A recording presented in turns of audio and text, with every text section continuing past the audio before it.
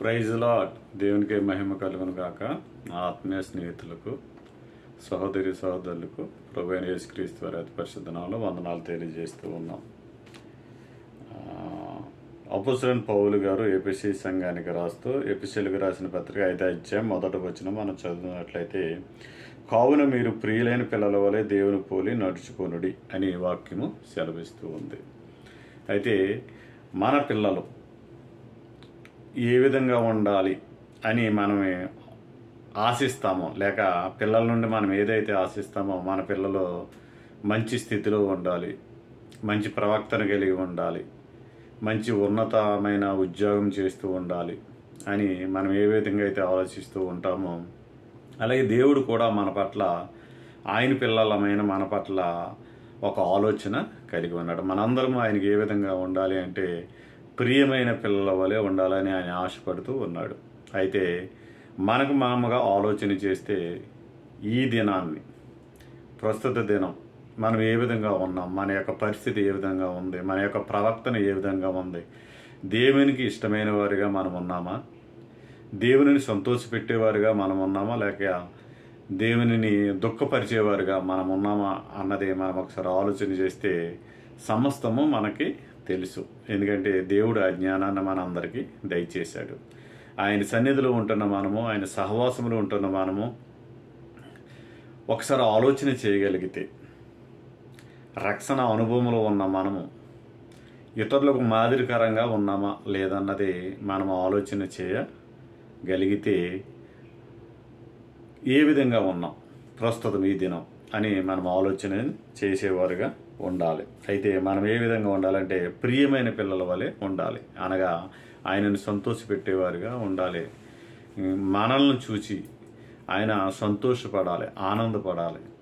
ఆ విధంగా మనం ఉండగలిగితే అంతకంటే భాగ్యం మరొకటి లేదు. అయితే బైబిల్ గ్రంథంలో నుండి ఒక వ్యక్తిని చూపించాలని ఆశపడుతూ ఉన్నాను. 2వ దినవృత్తాంతముల గ్రంథము 14వ అధ్యాయం మొదటి వచనంలో మనం చదువుకున్నట్లయితే, మొదటి 2 వచనాలు, అబియా తన పితరులతో కూడా నిద్రింపగా జనులు అతనిని దావీదు పట్టణమందు పాతిపెట్టిరి. అతనికి బదులుగా అతని కుమారుడైన ఆశ రాజయ్యను. ఇతని దినములలో దేశము 10 సంవత్సరములు నెమ్మది పొందెను. ఇతని ఏలుబడిలో, రాజు అయిన ఆశా యొక్క ఏలుబడిలో ఆ యొక్క దేశము లేక ఆ యొక్క రాజ్యము 10 సంవత్సరములు నెమ్మది ఉన్నట్లుగా మనం చూస్తూ ఉన్నాం.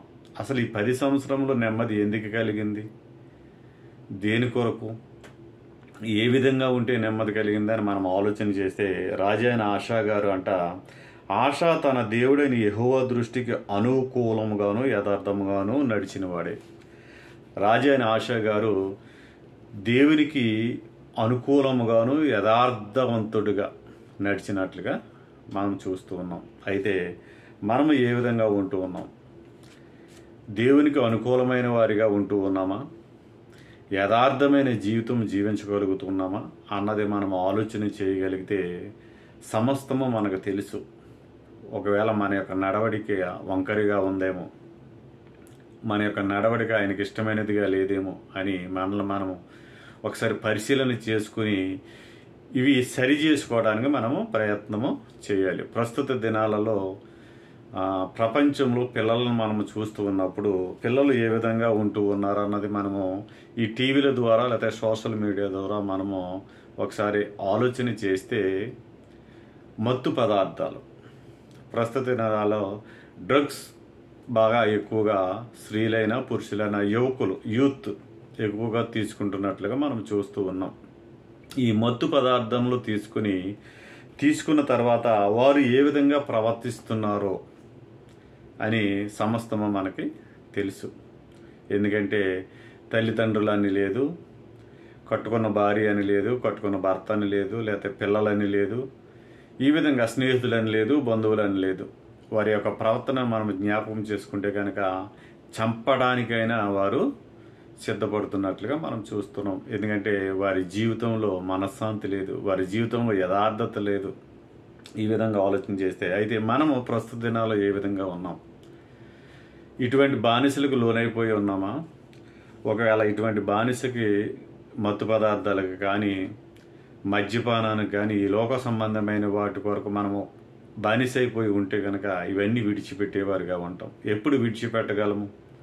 మనము దేవునితో సహవాసం చేయగలిగితే, దేవుని మాటల మీద మనం ఆసక్తి చూపించగలిగితే, దేవుని సంఘము పట్ల మనం ఆసక్తి చూపించగలిగితే మనము ఇవన్నీ మంచి మార్గంలో నడవడానికి దేవుడు కృప చూపిస్తాడు. మరి ఈ మాటలు దేవుడు దీవించి ఆశీర్వదించును గాక. ఆమేన్.